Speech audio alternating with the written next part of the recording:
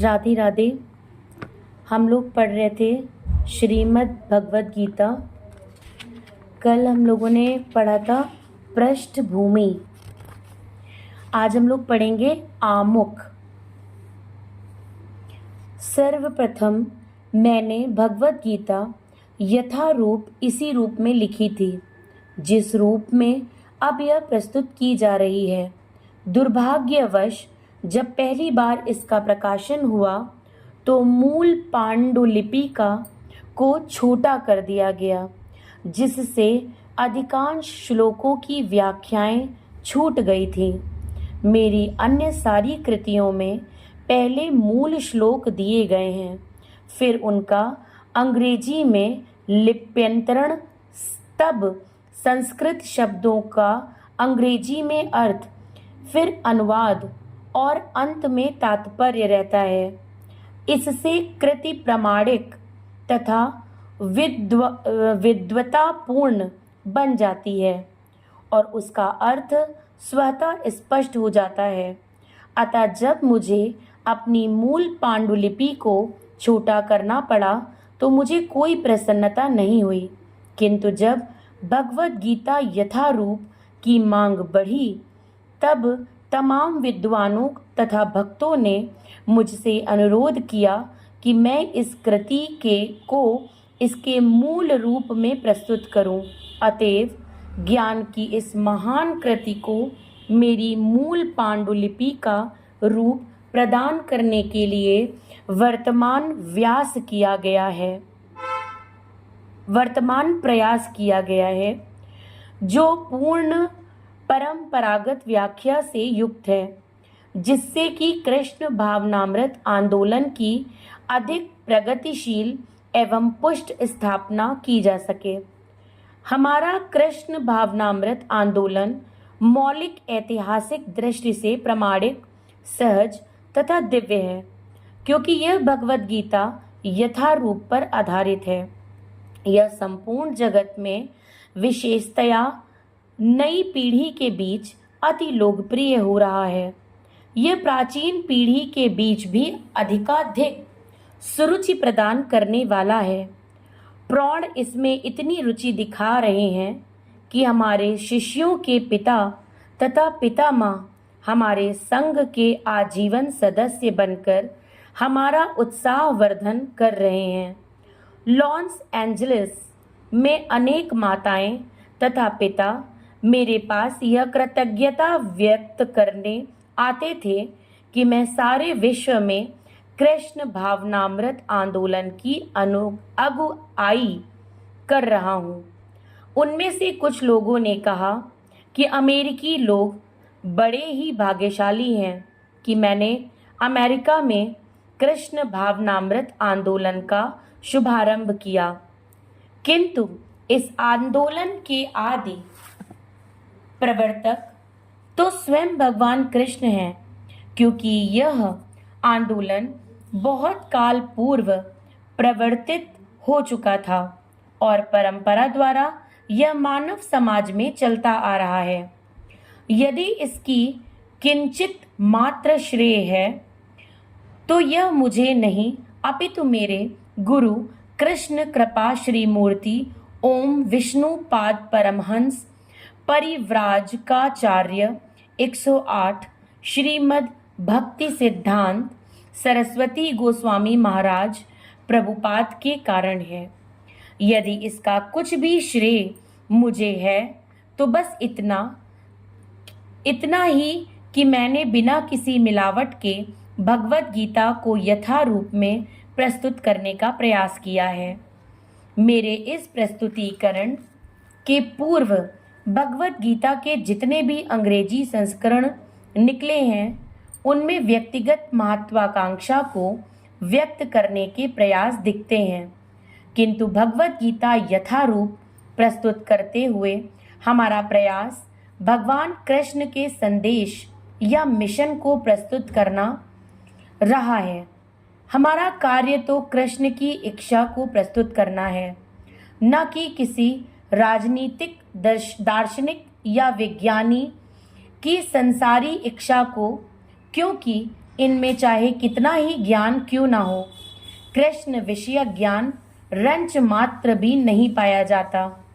जब कृष्ण कहते हैं मनमना भव मद भक्तो मद्याजी माम नमस्कुरु, तो हम यथा कथित पंडितों की तरह ये नहीं कहते कि कृष्ण तथा उनकी अंतरात्मा पृथक पृथक हैं। कृष्ण पर ब्रह्म है, परम ब्रह्म है, और कृष्ण के नाम, उनके रूप, उनके गुणों, उनकी लीलाओं आदि में अंतर नहीं है। जो व्यक्ति परंपरागत कृष्ण भक्त नहीं है, उनके लिए कृष्ण के सर्वोच्च ज्ञान को समझ पाना कठिन है। सामान्यतया तथा कथित विद्वान, राजनीतिज्ञ, दार्शनिक तथा स्वामी कृष्ण के सम्यक ज्ञान के बिना भगवत गीता पर भाष्य लिखते समय या तो कृष्ण को उसमें से निकाल फेंकना चाहते हैं या उनको मार डालना चाहते हैं। भगवत गीता का ऐसा अप्रामाणिक भाष्य मायावादी भाष्य कहलाता है, और श्री चैतन्य महाप्रभु हमें ऐसे अप्रामाणिक लोगों से सावधान कर गए हैं। वे कहते हैं कि जो भी व्यक्ति भगवत गीता को मायावादी दृष्टि से समझने का प्रयास करता है, वह बहुत बड़ी भूल करेगा। ऐसी भूल का दुष्परिणाम यह होगा कि भगवत गीता के दिग्भ्रमित जिज्ञासु आध्यात्मिक मार्गदर्शन के मार्ग में मोहग्रस्त हो जाएंगे और वे भगवत धाम वापस नहीं जा सकेंगे। भगवत गीता यथारूप को प्रस्तुत करने का एकमात्र उद्देश्य बद्ध जिज्ञासुओं को उस उद्देश्य का मार्गदर्शन कराना है जिसके लिए कृष्ण इस धरा पर ब्रह्मा के एक दिन में एक बार अर्थात प्रत्येक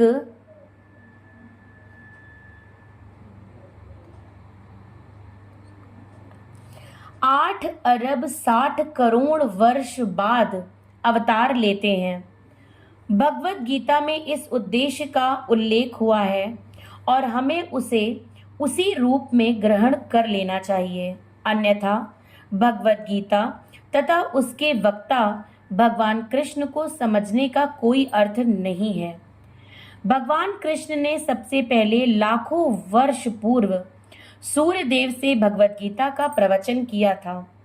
हमें इस तथ्य को स्वीकार करना होगा और कृष्ण के प्रमाण की गलत व्याख्या किए बिना भगवत गीता के ऐतिहासिक महत्व को समझना होगा। कृष्ण की इच्छा का संदर्भ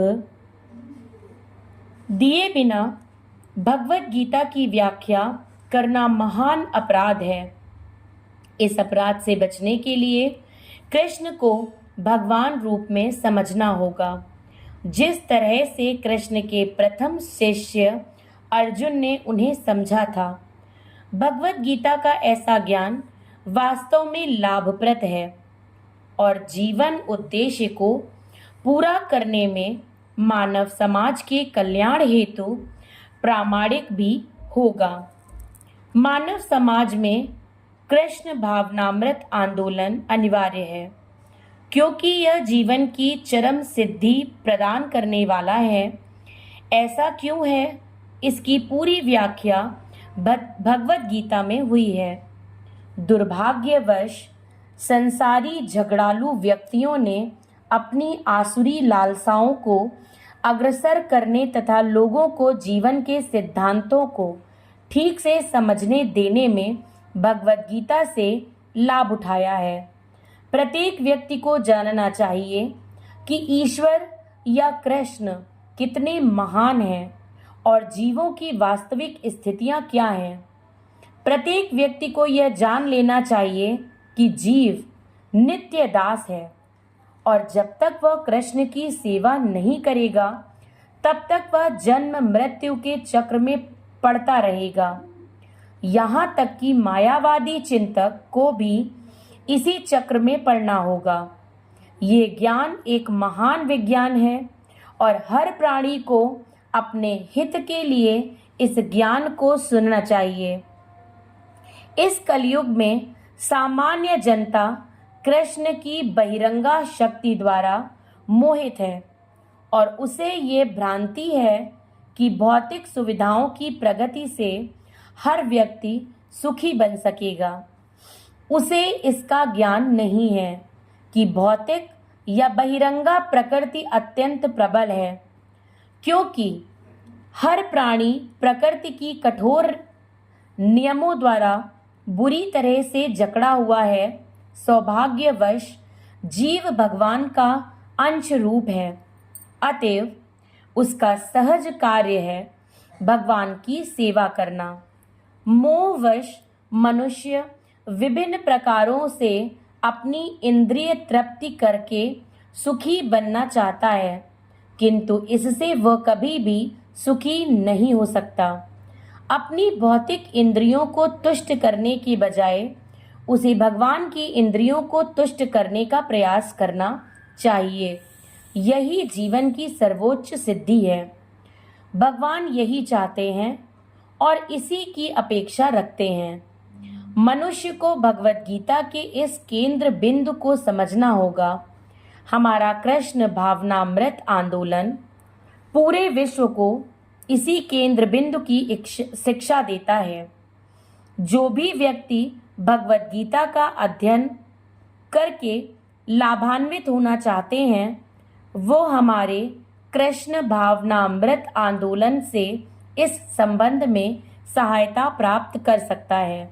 अतः हमें आशा है कि हम भगवत गीता यथारूप को जिस रूप में प्रस्तुत कर रहे हैं, उससे मानव लाभ उठाएंगे और यदि एक